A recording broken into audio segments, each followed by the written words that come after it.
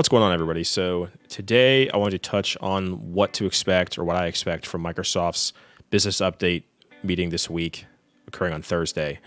We've obviously seen weeks of ramping speculation, data mined t-shirts and Hi-Fi Rush. There's been questions about the digital Xbox library and what that means for those purchases.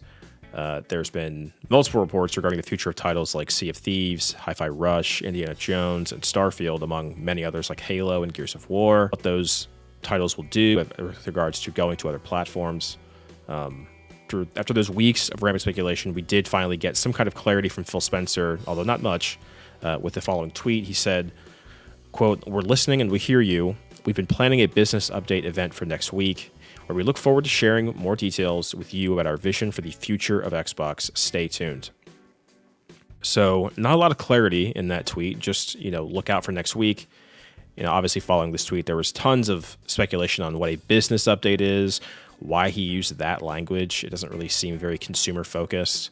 So Phil posted this on February 5th, which was Monday.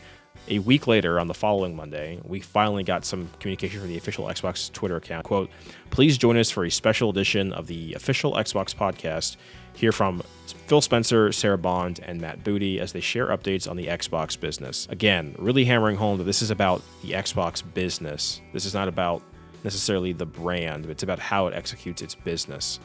So a bit odd. I think that really signals, at least to me, that this is really more shareholder focused and less about consumers, though I do think they will touch on what is going to happen for the brand to consumers who may be, trepidatious about, investing in this ecosystem, given the rumors about titles going elsewhere. Because obviously, if you could get titles everywhere on a single place, why wouldn't you play there?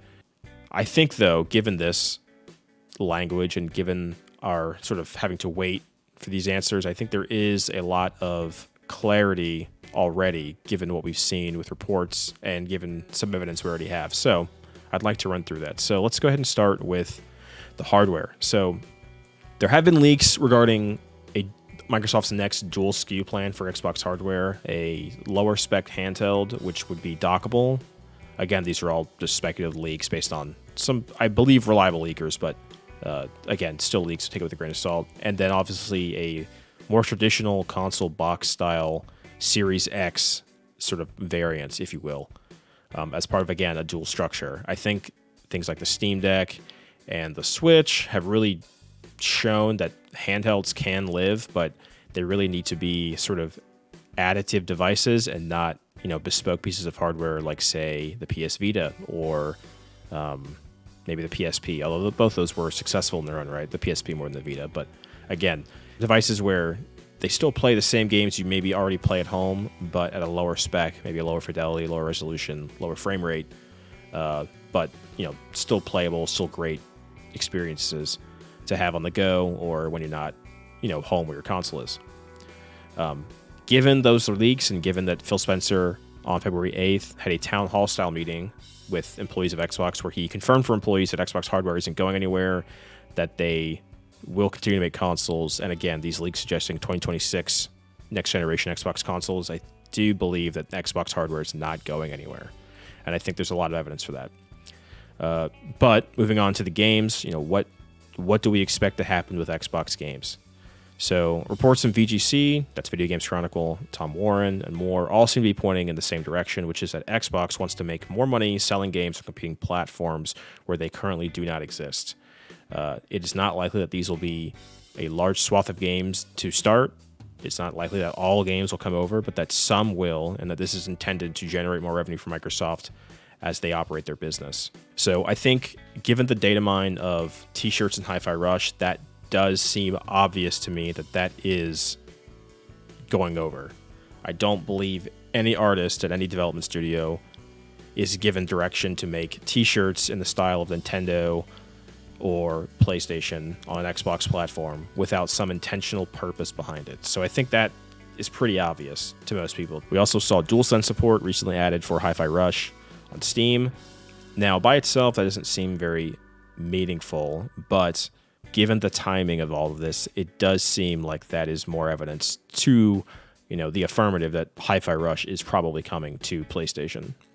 I think the speculation on the hardware and the software side of Xbox's business has left little room to discuss what may be happening with Game Pass on Xbox and PC and what to expect with regards to its place on competing platforms. So at some point, not necessarily at this business event, I do expect that some of the quote-unquote golden cows of Game Pass are going to be adjusted. Things like, titles becoming day and date. First-party titles are always going to be in Game Pass, or things like the pricing of Game Pass. I do think things like that are going to be adjusted where you're not going to see every single game that Microsoft Studios produces go into the service, or that you'll see delayed releases. Things like maybe a Call of Duty game might not be in the service until a year after they release. That business, Activision Blizzard, Call of Duty made up a lot of money for them because they sold games. I do not believe that they're going to just want to relinquish that revenue, especially after having paid so much money for them in the name of making Game Pass a more attractive service. As well, the pricing of Game Pass. We've all seen with other subscription services like Amazon Prime, Netflix, HBO Max. These services, they hold price for a long time as they build their content libraries up. And then eventually, they do increase prices. We saw Amazon, adding in ads. We've seen HBO Max increase its prices after their rebrand from HBO Max to just Max. Netflix has raised prices, I want to say 2 or 3 times in the last 4 years. This is the business model. The business model is accrue subscribers with the value proposition of the lower cost of entry and then slowly raise it over time. That is the business model for these subscription services, and I don't believe Microsoft is any different. So I would not get used to seeing Game Pass at $14.99 a month for Game Pass Ultimate. In fact, I would expect there will be, more tiers of Game Pass where, say, day and date for all titles is only reserved for a higher paying tier of Game Pass. And maybe that will be signified in this meeting. I wouldn't necessarily expect it, as I think this meeting is really already going to have some bad news with regards to exclusives going over to other platforms. I don't believe they want to also signal to customers you may not be necessarily needing to be in our ecosystem to play these games, and also we're going to make it more expensive to be in this ecosystem on a monthly basis. I don't think that's going to be their position going into this business update. With regards to price, we did see from Circana executive Matt Piscatella earlier this year that growth in subscription-based gaming services has flattened, which is to say that Microsoft is not accruing more subscribers in the same growth arc they had before. It doesn't necessarily mean that they aren't growing, but where they may have been seeing quarter over quarter or year over year growth that outpaces the quarter or year previous, this has since slowed down. Microsoft is clearly in a precarious position where they must simultaneously retain their brand identity, deliver compelling hardware, re-energize their Game Pass subscription numbers, but also generate revenue. And at the current clearest path forward, what I would imagine is Satya Nadella's most important priority, making Microsoft more money via its gaming division. The next step is selling software where the consumers are they haven't reached, and that would be on PlayStation and on Nintendo. Does that mean we see everything go over? No. I think if you're concerned about retaining the Xbox brand, you have to hold back some games, because to relinquish them all is to essentially relinquish the brand. The brand is Halo, the brand is Starfield, the brand is Gears of War, the brand is Game Pass, offering all these great titles for lower entry than it would be to pay for them all a la carte.